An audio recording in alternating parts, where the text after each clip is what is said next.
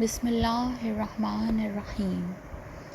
کاشانہ بصیرت کے YouTube channel پر جس کتاب کے مطالعے کا سلسلہ جاری ہے اس کا نام غدیر قرآن، حدیث اور ادب میں، جس کے مؤلف علامہ عبدالحسین الامینی النجفی ہیں۔ حصہ دوم، مشکل اوراد و ختمات۔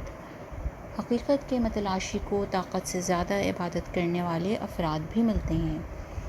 معمولی افراد بھی 1000 رکعت سے زیادہ نمازیں پڑھتے تھے، کسی نے بھی اس کا انکار نہیں کیا ہے۔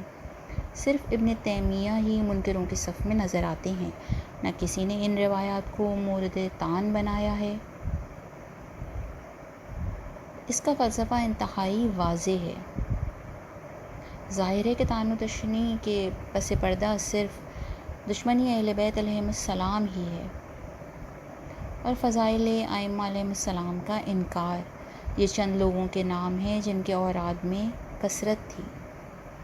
1. عویمر بن زید ابو درداء صحابی، روزانہ 1,00,000 تسبیح پڑھتے۔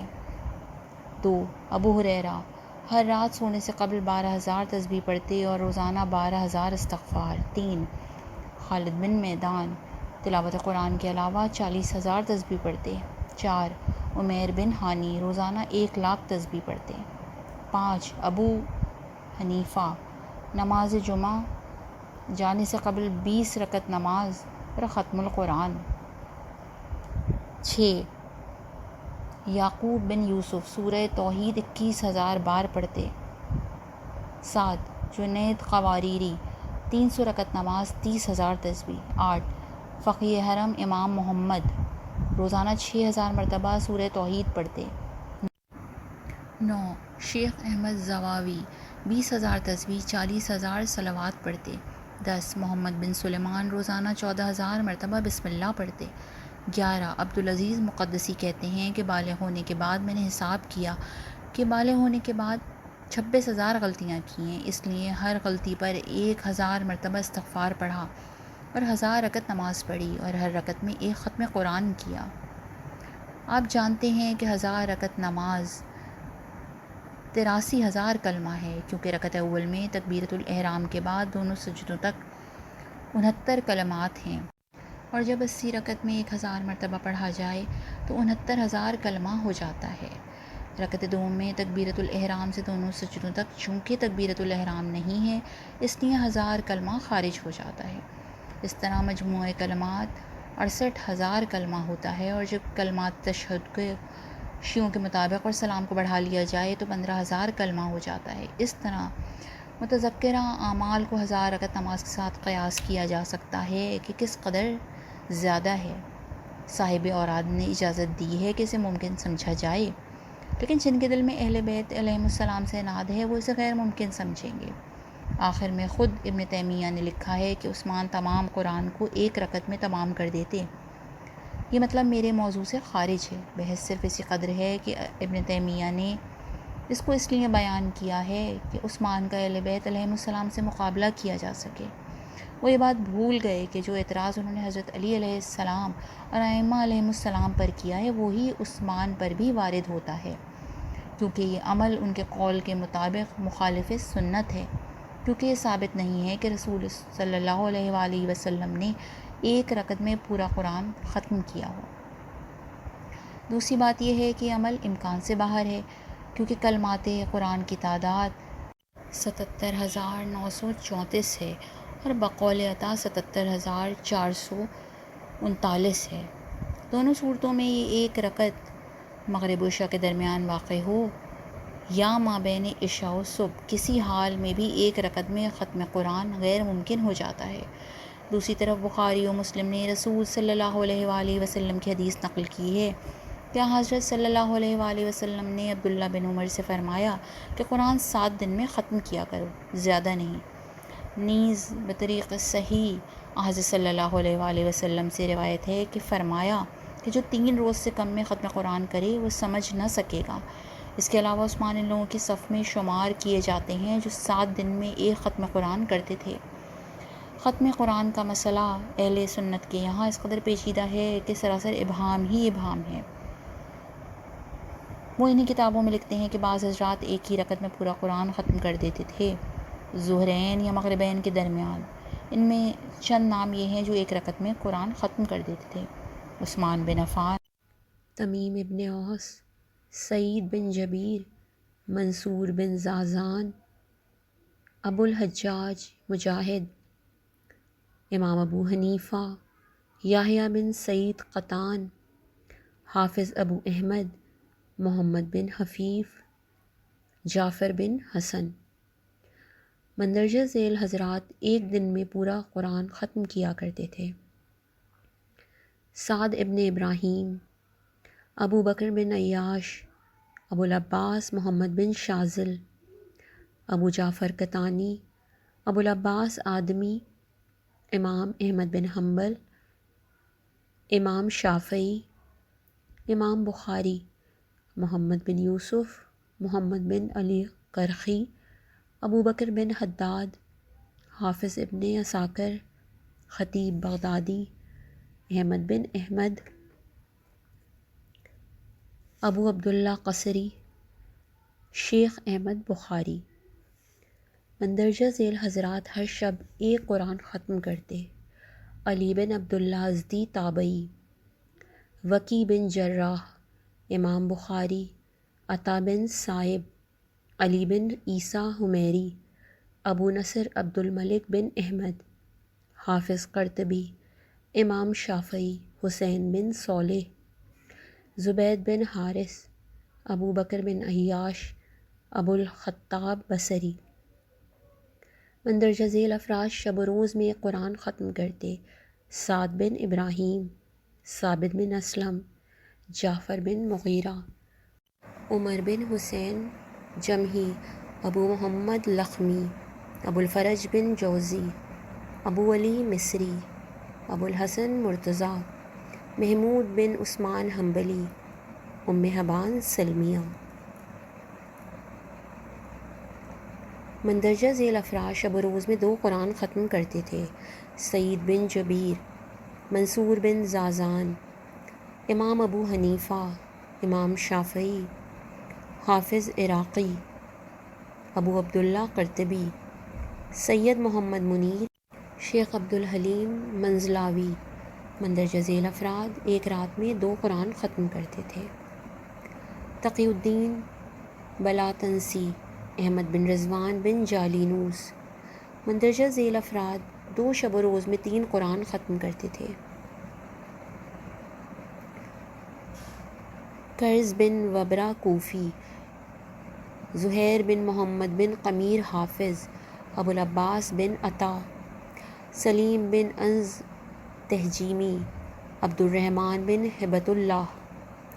مندرجہ ذیل افراد دن بھر میں 4 قرآن ختم کرتے تھے: ابو قبیصہ محمد عبد الرحمن زمی فرماتے ہیں میں نے آج 4 بار قرآن ختم کیا۔ 5ویں بار سورہ برات پڑھنے لگا کہ مؤذن نے عصر کی اذان کہہ دی۔ علی بن اظہر لاہمی۔ بعض افراد مغرب و عشاء کے درمیان 5 قرآن ختم کرتے۔ شعراوی کہتے ہیں ایک دن آقا ابو العباس حریثی مغرب و عشاء کے درمیان میرے سامنے ہی بیٹھے تھے، میں گواہ ہوں کہ 5 بار قرآن ختم کیا۔ میں نے دوسرے روز آقا علی مرصفی سے یہ واقعہ بیان کیا۔ انہوں نے کہا فرزند میں جب حالت سلوک میں تھا تو 300 رکعت نماز اور 60 قرآن ختم کیا۔ ایک شبانہ روز میں ہر درجہ ایک ختم پر مشتمل تھا۔ بعض افراد ایک شبانہ روز میں 8 قرآن یا اس سے زیادہ ختم کرتے تھے۔ سید ابن کاتب نووی کہتے ہیں کہ بعض مسلمان رات دن میں 8 قرآن ختم کرتے ہیں اور ان میں سید بن کاتب بھی ہیں۔ صاحب خزینۃ الاسرار نے بھی سید کاتب کو اسی گروہ میں شمار کیا ہے اور کہا ہے کہ وہ دن و رات میں 4 ختم قرآن فرماتے، گویا یہ کام طے لسان اور طے زبان کے طور پہ ہوتا تھا۔ صاحب توضیح فرماتے ہیں میں اکثر ایسے لوگوں کو جانتا ہوں جو 8 قرآن ختم کرتے ہیں۔ کہتے ہیں شیخ عثمان مغربی سے سنا ہے کہ ابن کاتب رات دن میں 8 قرآن ختم کرتے۔ شیخ عبداللہ حنفی اقامت الحجہ میں فرماتے ہیں کہ بعض شارحین نے صحیح بخاری نے لکھا ہے کہ حضرت علی علیہ السلام روزانہ 8 قرآن ختم کرتے تھے۔ بکر بن سہیل دمیاتی کہتے ہیں جمعے کے دن صبح کو اٹھ کر اسی دن عصر تک 8 قرآن ختم کیا۔ قسطلانی کہتے ہیں کہ ابو طاہر مقدسی روزانہ 10 قرآن ختم کرتے تھے، بلکہ اس سے بھی زیادہ۔ اس سے بالا تر یہ کہ شیخ الاسلام برہان بن ابی شریف، خدا ان کے علم سے لوگوں کو بہرہ مند کرے، انہوں نے مجھ سے بیان کیا کہ وہ روزانہ 15 قرآن ختم کرتے ہیں، اور یہ حقیقت میں فیض الہی سے ہی ممکن ہے۔ وہی کہتے ہیں، کتاب ارشاد میں پڑھا ہے کہ شیخ نجم الدین اصفہانی نے حالت طواف میں ایک مرد کو دیکھا کہ تمام قرآن ایک دور یا 7 دور میں ختم کر دیا۔ یہ بات توفیق الہی اور مدد ربانی سے ممکن ہے۔ غزالی احیاء العلوم میں فرماتے ہیں کہ کرز بن وبرہ مکے میں مقیم تھے، روزانہ 7 بار خانہ کعبہ کا طواف کرتے اور اس میں 2 قرآن ختم کرتے۔ حساب کیجئے تو معلوم ہوگا کہ 77 بار طواف کا 10 فرسخ ہوتا ہے، اور ہر طواف میں 2 رکعت نماز پڑھتے تھے۔ مجموعی طور سے ہر شبانہ روز میں 280 رکعت نماز، 2 ختم قرآن اور 10 فرسخ کی مسافت۔ نازلی خزینۃ الاسرار میں لکھتے ہیں کہ شیخ موسیٰ صدرانی جو شیخ مغربی کے صحابی تھے، ان کے متعلق بیان کیا جاتا ہے کہ وہ روزانہ 70 بار قرآن ختم کرتے۔ وہ حجر اسود کو بوسہ دینے کے بعد قرآن شروع کرتے، پھر اسی کے محاذی آنے کے بعد ختم کر دیتے۔ اس طرح پڑھتے کہ لوگ حرف بحرف سن لیتے تھے۔ آگے صفحہ 180 پر کہتے ہیں کہ شیخ ابو مدین مغربی روزانہ 70,000 مرتبہ قرآن ختم کرتے۔ صحیح بخاری میں ابو ہریرہ سے مروی ہے کہ قرآن حضرت داؤد پر ہلکا ہو گیا تھا۔ وہ جب اپنی سواری پر زین کستے اور تیاری کا حکم دیتے تو زین پر سوار ہونے سے قبل قرآن ختم کر دیتے۔ قسطلانی اس حدیث کی شرح میں فرماتے ہیں کہ کبھی قلیل میں کثیر برکت ہے، اس کے نتیجے میں زیادہ عمل واقع ہوتا ہے۔ یہ حدیث دلالت کرتی ہے کہ خداوند عالم جس شخص کے لیے مناسب سمجھتا ہے، زمان و مکان سمیٹ دیتا ہے۔ علامہ امینی فرماتے ہیں، یہ تمام باتیں قصہ پارینہ سے زیادہ اہمیت نہیں رکھتی۔ اگلوں کی محمل نگاری نے اوہام کو قلم بند کر دیا ہے۔ اس کے باوجود ابن تیمیہ کا جرگہ ذرا بھی آواز بلند نہیں کرتا کہ یہ محمل ہے۔ نہ اعتراض ہے کہ انہیں افسانوی کتابوں میں نقل ہونا چاہیے، علمی و اسلامی کتابوں میں نہیں۔ ان کتابوں پر افسوس جن میں یہ خرافات ہیں، ان لوگوں پر افسوس جو ان واقعات کو احترام سے پڑھتے ہیں۔ کیا ابن تیمیہ کی نظر سے شرمناک باتیں نہیں گزری؟ اس کی بولتی کیوں بند ہے؟ صرف ائمہ معصومین علیہم السلام ہی کے خلاف زبان درازی کا حوصلہ ہے، دوسروں کے خلاف نہیں۔ وَلَوْ أَنَّهُمْ قَالُوا سَمِعْنَا وَأَطَعْنَا وَاسْمَعْ وَانظُرْنَا لَكَانَ خَيْرًا لَهُمْ وَأَقْوَمَ۔ 3. اسلام میں محدث۔ تمام مسلمانوں کا اتفاق ہے کہ سابقہ امتوں کی طرح کچھ افراد اس امت میں بھی ہوتے ہیں جنہیں محدث کہا جاتا ہے۔ صحاح اور مسانید کے مطابق رسول اکرم صلی اللہ علیہ وآلہ وسلم نے اس کی خبر دی ہے۔ محدث وہ شخص ہوتا ہے جس سے فرشتہ باتیں کرتا ہے لیکن اس کو دیکھتا نہیں، حالانکہ وہ نبی نہیں ہوتا، یا پھر اسے مبدأ اعلیٰ کی طرف سے الہام ہوتا ہے، یا دل میں حقائق کا القاء کر دیا جاتا ہے، یا دوسرے طریقوں سے معنی اس کو سمجھا دیے جاتے ہیں۔ بہرحال اس قسم کے افراد کا امت میں ہونا مسلم ہے۔ اختلاف صرف پہچان کے سلسلے میں ہے کہ اس کی تشخیص و شناخت کس طرح کی جائے۔ شیعوں کے یہاں ائمہ علیہم السلام ہی محدث ہیں، اور اہل سنت عمر بن خطاب کو محدث کہتے ہیں۔ اب دونوں کے نمونے ملاحظہ فرمائیے۔ نصوص سے اہل سنت۔ صحیح بخاری میں مناقب عمر کے ذیل میں ابو ہریرہ سے حدیث رسول صلی اللہ علیہ وآلہ وسلم مروی ہے۔ بنی اسرائیل میں کچھ لوگ ہوتے تھے جو نبی نہیں ہوتے تھے لیکن ان سے بات کی جاتی تھی۔ میری امت میں اس قسم کے فرد عمر بن خطاب ہیں۔ ابن عباس کی روایت میں من نبی ولا محدث ہے۔ اس کی شرح میں قسطلانی کہتے ہیں کہ ارشاد رسول صلی اللہ علیہ وآلہ وسلم ہے کہ میری امت میں کوئی ہوتا۔ یہ کلام شرط تردید کے بطور نہیں ہے بلکہ تاکید کے طور پہ ہے۔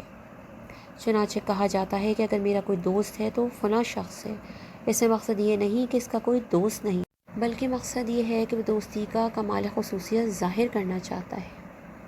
جب یہ ثابت ہو گیا کہ حقیقت غیر امت اسلام میں تھی تو اس امت میں بھی لازمی طور سے ہونا چاہیے۔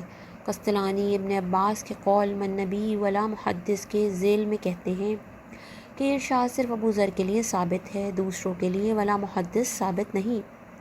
اس کلمے کو سفیان بن عینیہ نے آخر جامع میں نقل کیا ہے، اور عبد بن حمید نے کہا ہے کہ ابن عباس اس طرح قرات کرتے ہیں وما ارسلنا من قبلک من رسول ولا نبی ولا محدث۔ صحیح بخاری میں حدیث غار کے بعد ابو ہریرہ سے مروی یہ حدیث ہے، تم سے پہلے تمام امم سابقہ میں ایسے افراد تھے جو محدث تھے، اگر میری امت میں کوئی ہوتا تو وہ عمر ہوتے۔ اس کی شرح میں قسطلانی کہتے ہیں کہ محدث وہ جس کی زبان سے بغیر منصب نبوت کے حقائق جاری ہوتے ہیں، اس کے دل میں ایسی بات ڈال دی جاتی ہے کہ جیسے اس کو خبر دی گئی ہو، اس حال میں اس کا گمان بھی حق ہوتا ہے، جو سوچتا ہے صحیح ہوتا ہے۔ یہ واقعی منزل اولیاء کی ہے۔ اس جملے کی شرح میں کہ اگر میری امت میں کہتے ہیں کہ ارشاد رسول صلی اللہ علیہ وآلہ وسلم توقع کی بنا پر ہے، اسے آگہی نہیں ہوتی کہ یہ چیز واقع ہوگی، لیکن واقع ہو جاتی ہے۔ ظاہر ہے کہ قسطلانی کی اس شرح اور سابقہ شرح میں تضاد صاف جھلک رہا ہے۔ حضرت عمر کا واقعہ یا ساری الجبل اس کا واضح ثبوت ہے۔ صحیح مسلم میں حضرت عائشہ سے روایت ہے کہ رسول صلی اللہ علیہ وآلہ وسلم نے فرمایا تم سے قبل کی امت میں محدث ہوتے تھے، اگر میری امت میں کوئی ہے تو وہ عمر ہے۔ ابن وہب کہتے ہیں کہ محدث وہ ہے جسے الہام ہوتا ہے۔ ابن جوزی نے صفۃ الصفا میں اس روایت کو نقل کر کے کہا ہے کہ روایت متفقہ ہے۔ طحاوی مشکل الآثار میں محدث کی یہی معنی لکھتے ہیں کہ محدث جسے الہام ہوتا ہے۔ پھر اضافہ کیا ہے کہ عمر کو بھی الہام ہوتا تھا، چنانچہ انس کی روایت ہے کہ عمر نے فرمایا 3 موقعوں پر خدا نے میری موافقت کی۔ ایک، میں نے رسول صلی اللہ علیہ وآلہ وسلم سے کہا کاش ہم مقام ابراہیم علیہ السلام کو مصلی قرار دیتے۔ آیت اتری واتخذوا من مقام ابراہیم مصلی۔ 2، میں نے کہا یا رسول اللہ صلی اللہ علیہ وآلہ وسلم، آپ کے گھر میں اچھے برے سبھی لوگ آتے ہیں، آپ ازواج کو حکم دیجئے کہ اپنے کو چھپائے رہیں۔ اس پر آئے حجاب نازل ہوئی۔ 3، حضرت صلی اللہ علیہ وآلہ وسلم کے ازواج سرکشی پر آمادہ تھیں، میں نے کہا ہو سکتا ہے کہ خدا تم سے اچھی عورتیں رسول صلی اللہ علیہ وآلہ وسلم کو عطا کر دے اور تمہیں طلاق دے دے۔ اس پر آیت اتری عسیٰ ربکم۔ علامہ مینی فرماتے ہیں اگر اس قسم کی باتیں الہام ہیں تو اسلام کو فاتحہ پڑھ دینا چاہیے۔ یہ لوگ مناقب گھڑنے میں اس بات کو بھی نہیں سمجھ پائے کہ اس سے پیغمبر اسلام صلی اللہ علیہ وآلہ وسلم کی توہین ہوتی ہے۔ 9ویں شرح مسلم میں کہتے ہیں کہ محدث کے بارے میں اختلاف ہے۔ ابن وہب کہتے ہیں کہ وہ لوگ ہیں جنہیں الہام کیا جائے۔ ایک قول ہے کہ جب وہ کچھ سوچیں تو ٹھیک سوچیں، گویا وہ پہلے سے خبردار ہیں۔ ایک قول ہے کہ فرشتے ان سے کلام کرتے ہیں یا ان سے بات کی جاتی ہے۔ بخاری کے نزدیک محدث وہ ہیں کہ جن کی زبان سے حقائق جاری ہوں۔ کرامات اولیاء کا سرچشمہ یہی ہے۔ محب الدین طبری کہتے ہیں کہ محدث وہ ہے کہ جنہیں حقیقت بطور الہام بتا دی گئی ہو۔ ممکن ہے ظاہر کلام کا مطلب یہ ہو کہ جن سے فرشتے باتیں کرتے ہوں، لیکن وحی کے طور پر بات نہ کرتے ہوں بلکہ بات چیت کے عنوان سے، اور یہ بڑی فضیلت ہے۔ تفسیر قرطبی میں ابن عطیہ، مسلم بن قاسم بن عبداللہ، عمرو بن دینار کا بیان ہے کہ ابن عباس کی قرات یوں تھی وَمَا أَرْسَلْنَا مِن قَبْلِكَ مِن رَّسُولٍ وَلَا نَبِيٍّ وَلَا مُحَدِّثٍ۔ مسلمہ کہتے تھے کہ محدث ہم پایہ نبی ہے، کیونکہ وہ بلند ترین امور غیبی کی خبر دیتے ہیں اور حکمت باطنی سے بات کرتے ہیں اور ان کی گفتار مطابق واقع ہوتی ہے۔ وہ غلطیوں سے معصوم ہوتے ہیں، جس طرح عمر بن خطاب نے ساریہ سے بلند ترین تکلم فرمایا۔ ابو زرعہ طرح السریم میں یہ حدیث لکھتے ہیں کہ قطعی طور سے بنی اسرائیل کی طرح اس امت میں بھی محدث ہوں گے اور وہ عمر ہیں۔ مناوی نے شرح کی ہے کہ جن پر الہام ہوا ہو یا ان کا گمان درست ہو، محدث اسے کہتے ہیں کہ جسے بطریق الہام و مکاشفہ مبدأ اعلیٰ سے حقیقت القاء کی گئی ہو، بغیر توجہ اس کی زبان سے جاری ہو جائے یا فرشتے اس سے بات کریں۔ بغیر اس کے کہ وہ پیغمبر ہو یا جب وہ کوئی رائے دے تو مطابق واقع ہو، گویا اسے غیب کی خبر ہو۔ یہ کرامات اللہ اپنے خاص بندوں کو عطا کرتا ہے اور یہ اولیاء کا مقام ہے۔ آگے فرماتے ہیں کہ عمر کے محدث ہونے کی بات کا مطلب یہ ہے کہ وہ بے نظیر ہیں، گویا کہ نبی نہیں، کیونکہ یہاں حرف شرط تردید کے طور پر آیا ہے۔ قاضی کہتے ہیں کہ یہاں تاکید اور اختصاص مراد ہے، پس اگر کوئی کہے کہ میرا دوست اگر کوئی ہے تو وہ زید ہے، تو کہنے والے کی اس سے مراد تردید نہیں بلکہ مبالغہ ہے کہ دوستی صرف اسی سے مخصوص ہے۔ قرطبی نے اس حدیث سے عمر کی شرح میں کہا ہے کہ اس سے مراد یہ ہے کہ اس قسم کے افراد بہت کم ہیں، جس کا گمان صائب ہو محدث نہیں ہو سکتا، کیونکہ اکثر عوام علماء کا گمان صائب ہے۔ اس میں حضرت عمر کی خصوصیت ہی کیا رہی؟ اگرچہ رسول صلی اللہ علیہ وآلہ وسلم نے عمر کو قطعی طور سے محدث نہیں کہا ہے، لیکن قرائن اس کی نشاندہی کرتے ہیں، اور ساریہ کی داستان یا حدیث رسول صلی اللہ علیہ وآلہ وسلم کہ خدا عمر کی زبان سے بولتا ہے، ان کے محدث ہونے کا ثبوت ہے۔ ابن حجر اسقلانی کہتے ہیں کہ بعد رسول صلی اللہ علیہ وآلہ وسلم بہت محدث ہوئے ہیں، اس لیے کہ بنی اسرائیل میں انبیاء مبعوث ہوئے، لیکن چونکہ خاتم النبیین صلی اللہ علیہ وآلہ وسلم کے بعد کوئی نبی مبعوث نہ ہوتا اور اسلام کو برتری حاصل ہے، اس لیے نبی کی جگہ امت میں محدث قرار دیے گئے ہیں۔ لائق توجہ نکتہ: امام غزالی کہتے ہیں کہ بعض عرفا کا بیان ہے کہ بعض ابدال سے ان کے مقامات نفس کے متعلق سوال کیا گیا۔ انہوں نے اپنے دائیں بائیں دیکھا، پھر اپنے سینے کی طرف توجہ کی اور پوچھا تم کیا کہتے ہو؟ پھر اس کے بعد سوال کا جواب دیا۔ ان سے پوچھا گیا آپ نے دائیں بائیں کیوں دیکھا؟ جواب دیا کہ تمہارے اس سوال کا جواب معلوم نہیں تھا، اس لیے دائیں بائیں فرشتوں سے پوچھا، انہیں بھی معلوم نہ تھا۔ پھر میں نے اپنے دل سے پوچھا، اس نے جو مجھے بتایا وہ تمہیں جواب دے دیا۔ اس بنا پر یہ دونوں فرشتوں سے زیادہ عالم تھے۔ غزالی کہتے ہیں کہ محدث ہونے کا یہی مطلب ہے۔ ایک محقق بعض تذکرے میں ایسے لوگوں کے حالات دیکھتا ہے جنہوں نے فرشتوں سے باتیں کی۔ ان میں عمران بن حسین خزائی متوفی 52 بھی ہیں۔ ان کے متعلق لکھتا ہے کہ انہوں نے محافظ فرشتوں کو دیکھا اور ان سے باتیں کی۔ ابن کثیر لکھتے ہیں کہ فرشتے انہیں سلام کرتے تھے، جب داغ لگ گیا تو سلام کرنا بند کر دیا، پھر آخر ایام میں سلام کرنے لگے۔ شذرات میں ہے کہ فرشتے انہیں سلام کرتے، جب جلنے کا داغ ہوا تو سلام کرنا بند کر دیا، پھر خدا نے مکرم فرمایا اور فرشتے سلام کرنے لگے۔ حافظ عراقی، ابو الحجاج مزی، ابن جوزی، ابن حجر سبھی نے ان کے تسلیم ملائکہ کو لکھا ہے۔ ابو المعالی صولے بھی محدث تھے۔ ابن جوزی ابن کثیر لکھتے ہیں کہ ماہ سیام میں شدید فقر کا شکار ہوئے۔ وہ ایک شخص سے قرض مانگنے چلے تو فرشتے نے منع کیا کہ کل میں خود اسے تمہارے پاس لے آؤں گا۔ ابو سلمان خطابی کہتے ہیں کہ رسول صلی اللہ علیہ وآلہ وسلم کا ارشاد ہے کہ اس امت کے محدث عمر ہیں، اور میرا قول ہے کہ اس زمانے کے محدث ابو عثمان مغربی ہیں۔ اسی طرح حورا نے ابو یحییٰ سے کلام کیا جب وہ 4000 قرآن ختم کر چکے تو حورا نے کہا تم نے مجھے خرید لیا۔ نصوص شیعہ: ثقۃ الاسلام کلینی رحمۃ اللہ علیہ نے اصول کافی 6 میں بعنوان فرق میں آنے رسول، نبی اور محدث 4 حدیثیں نقل کی ہیں۔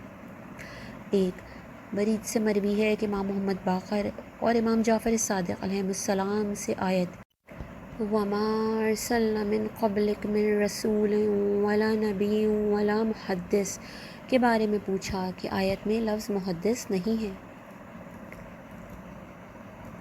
اگر ہے تو محدث کا مطلب کیا ہے؟ فرمایا رسول وہ ہے جو فرشتوں کو دیکھے اور کلام کرے، نبی وہ ہے جو خواب میں فرشتے کو دیکھے۔ کبھی کبھی نبوت و رسالت ایک شخص میں جمع ہو جاتی ہے، اور محدث وہ ہے جو آواز سنتا ہے لیکن فرشتے کو دیکھتا نہیں ہے۔ برید نے پوچھا جس کو خواب میں دیکھا ہے کیسے سمجھیں وہ فرشتہ ہی ہے؟ فرمایا خدا اس کو توفیق خیرآمد فرما دیتا ہے۔ خدا نے رسول خدا صلی اللہ علیہ وآلہ وسلم پر نبوت ختم کر دی ہے اور قرآن آخری کتاب ہے۔ دوسری حدیث میں بھی رسول و محدث کا فرق بیان ہوا ہے۔ تیسری حدیث میں ذرا تفصیل ہے۔ زرارہ کا بیان ہے کہ امام محمد باقر علیہ السلام سے وکان رسول النبیہ کے متعلق پوچھا کہ رسول اور نبی کا فرق کیا ہے؟ فرمایا نبی وہ ہے جو خواب میں فرشتے کو دیکھے۔ میں نے پوچھا امام کی منزلت کیا ہے؟ فرمایا آواز سنتا ہے لیکن خواب نہیں دیکھتا اور فرشتے کو مشاہدہ نہیں کرتا۔ پھر یہ آیت پڑھی وما ارسلنا من قبلک۔ چوتھی حدیث اسماعیل بن مرار سے ہے کہ حسن بن عباس نے امام رضا علیہ السلام کی خدمت میں خط لکھا، قربان جاؤں مجھے رسول، نبی اور امام کا فرق بتائیے۔ امام نے جواب دیا، رسول وہ ہے جس پر جبرائیل نازل ہو، انہیں دیکھے، ان کا کلام سنے، اس پر وحی نازل ہو، اکثر وہ خواب بھی دیکھے جیسے حضرت ابراہیم علیہ السلام کا خواب۔ نبی وہ ہے کہ کبھی کلام سنے، کبھی کلام کرنے والے کو دیکھے لیکن کلام نہ سنے۔ امام وہ ہے جو کلام سنے لیکن دیکھے نہیں۔ کافی میں ایک عنوان باب ان الائمہ محدثون مفہمون کا ہے، اس میں 5 احادیث ہیں۔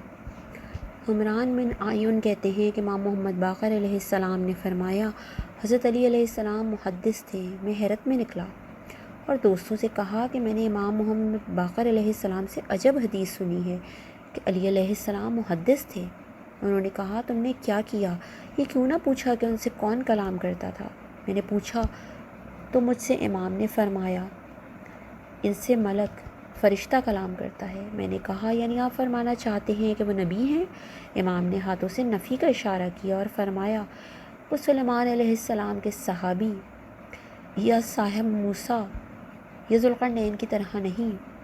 کیا تمہیں حدیث رسول صلی اللہ علیہ وآلہ وسلم نہیں معلوم ہے کہ فرمایا تمہارے درمیان انہی کے مانند ہیں۔ دوسری حدیث کا خلاصہ یہ ہے کہ حضرت علی علیہ السلام اپنے قاتل کو پہچانتے تھے اور لوگوں کے اہم امور سے واقف تھے، اس آیت کے وسیلے سے، وما ارسلنا من رسول ولا نبی ولا محدث۔ ایک دوسری حدیث میں ہے کہ اوصیاء محمد صلی اللہ علیہ وآلہ وسلم محدث ہیں۔ دوسری میں ہے کہ ائمہ علیہ السلام سچے علماء مفہم اور محدث ہیں۔ پانچویں حدیث محدث کے معنی میں ہے کہ وہ آواز سنتا ہے لیکن آدمی کو دیکھتا نہیں۔ کتاب کافی میں اس بارے میں اتنی ہی حدیثیں ہیں۔ عمالیہ توسی میں ہے کہ صادق آل محمد صلی اللہ علیہ وآلہ وسلم نے فرمایا کہ حضرت علی علیہ السلام محدث تھے اور سلمان بھی محدث تھے۔ پوچھا گیا محدث کی پہچان کیا ہے؟ فرمایا اس کے پاس فرشتہ آتا ہے اور ایسا ویسا بتا دیتا ہے۔ انہی امام کا ارشاد ہے، ہم میں سے بعض کو دل میں القاء کر دیا جاتا ہے اور بعض کو مورد خطاب قرار دیا جاتا ہے۔ حرص نصری سے روایت ہے کہ میں نے امام ششم سے پوچھا کہ امام سے ایسی بات پوچھی جائے جو اس کے پاس نہ ہو تو اس کو کیسے علم ہوتا ہے؟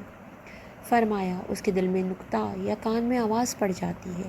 جب امام سے پوچھا جاتا ہے تو کیسے جواب دیتا ہے؟ فرمایا الہام یا سماع سے، اور کبھی دونوں طریقوں سے۔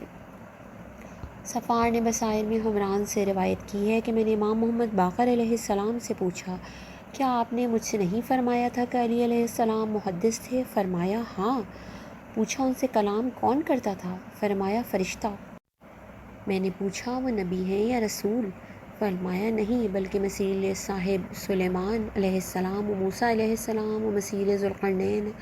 کیا تمہیں یہ حدیث معلوم نہیں کہ حضرت علی علیہ السلام سے ذوالقرنین کے بارے میں پوچھا گیا تو فرمایا کہ وہ نبی نہیں تھے بلکہ وہ خدا کے محبوب اور خدا کے خیر خواہ تھے۔ عمران نے امام پنجم سے پوچھا علماء کا مرتبہ کیا ہے؟ فرمایا ذوالقرنین صحابی سلیمان علیہ السلام و داؤد علیہ السلام کی طرح ہیں۔ برید نے امام پنجم سے پوچھا آپ کا مرتبہ کیا ہے؟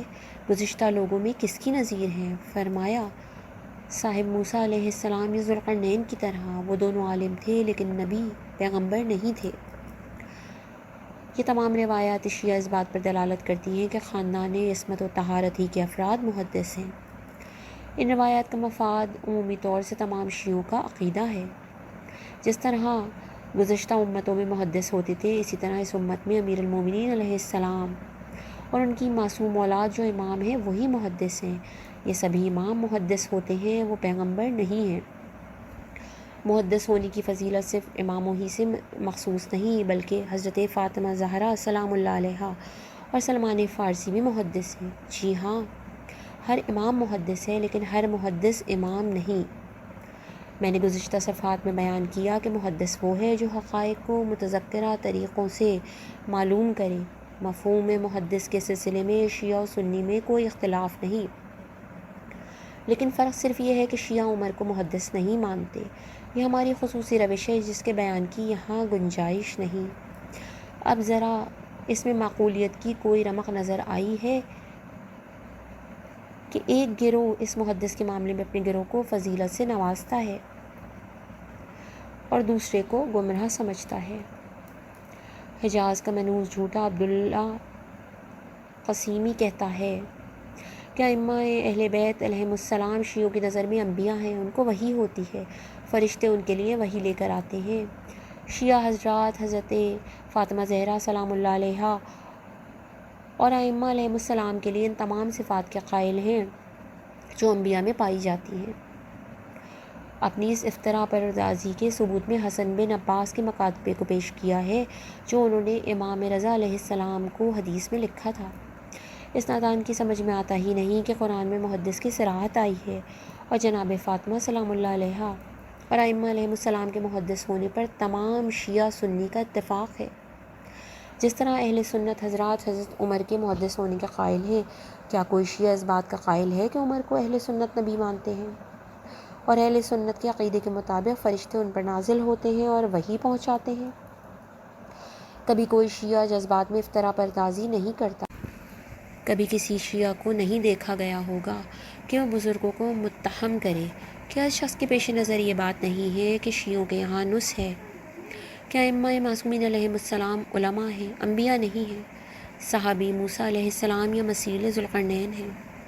امام محمد باقر اور امام جعفر صادق علیہم السلام کی نص نہیں سنی کہ قرآن آخری کتاب ہے، رسول خدا صلی اللہ علیہ وآلہ وسلم خاتم النبیین ہے؟ ان تمام نصوص سے واقف ہوتے ہوئے بھی وہ اپنی پستی طبع سے وہی شرمناک جذبات ظاہر کرتا ہے جو اس کی اوقات ہے۔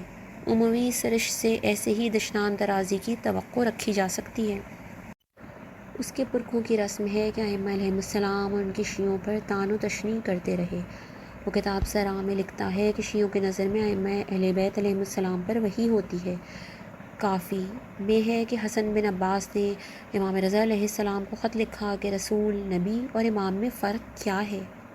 آپ نے جواب دیا کہ رسول وہ ہے جس پر جبرائیل نازل ہو اور وہ انہیں دیکھے اور ان کا کلام سنے، اس پر وحی نازل ہو، اور نبی جو کبھی اس شخص کو دیکھتا ہے اور اس کی بات نہیں سنتا، اور امام وہ ہے جو کبھی اس شخص کی بات سنتا ہے لیکن اسے دیکھتا نہیں۔ ائمہ علیہم السلام جو بھی کام کرتے ہیں وہ پیمان خدا کے مطابق ہوتا ہے اور وہ اس سے ذرا بھی تجاوز نہیں کرتے۔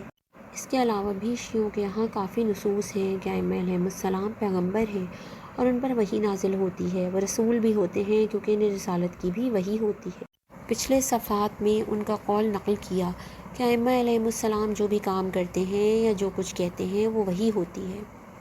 شیعوں کی نظر میں محمد صلی اللہ علیہ وآلہ وسلم اور ائمہ علیہم السلام کے درمیان فرق یہ ہے کہ محمد صلی اللہ علیہ وآلہ وسلم وحی لانے والے فرشتے کو دیکھتے ہیں، لیکن ائمہ علیہم السلام وحی اور صدائے فرشتہ سنتے ہیں، اسے دیکھتے نہیں ہیں۔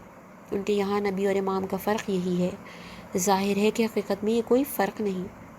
اس طرح شیعہ جو بھی بات بنائیں، لیکن وہ ائمہ علیہم السلام کو رسول اور نبی ہی سمجھتے ہیں، کیونکہ نبی و رسول وہی ہوتا ہے جسے خدا وحی کرے اور اس کو ذمہ داری سونپے کہ وہ تبلیغ کرے، خواہ فرشتے کو دیکھے یا نہ دیکھے، بلکہ وحی سنے اور درک بھی کرے تو وہ نبی و رسول ہے۔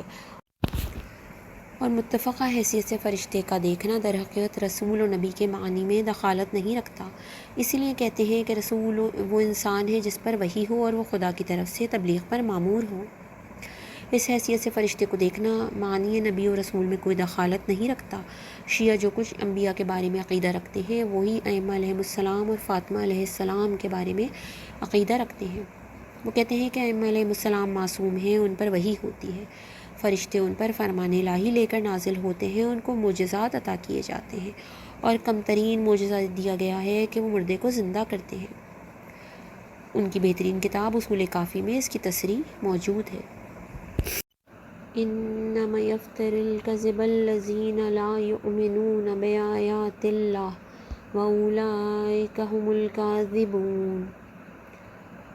یہاں اس حصے کا اختتام کرتے ہیں، اگلی بار اس کتاب کو ادامہ دیں گے۔ والسلام علیکم ورحمۃ اللہ وبرکاتہ۔